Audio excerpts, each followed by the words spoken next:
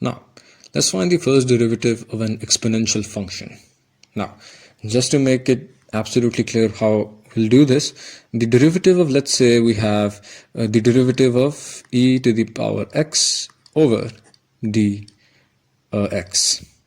Well, the derivative of this would just be e to the power x, and the derivative of whatever is in the power of e, and that's just x, so dx over dx, which just becomes 1. So in the end, you're just left with e to the power x. And so the derivative of e to the power x is just e to the power x. But let's see if it gets more complicated. Find f inverse of x, and that's just another way of just saying derivate the function with respect to x, since it is a function of x. So the function of x is e raised to the power under root x minus 1. So, solution.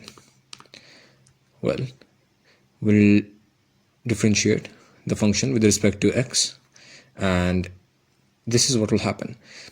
First of all, you'll have to write down the function that you're derivating, the exponential function that you're derivating, exactly as it is, and then you'll multiply that with the derivative of whatever is in the power. So the derivative of under root x minus 1. So what is the derivative of under root x minus 1? Well, you'll apply the power rule, and that just gives you x raised to the power 1 by 2 minus 1. And wait, that's just a simplification.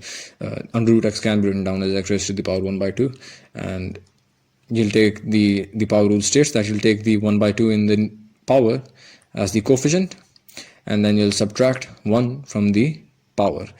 And since you're differentiating this term and this term separately with the negative sign in between them, when you derivate this 1, it's a constant, so it'll just give you 0 and the negative sign in between,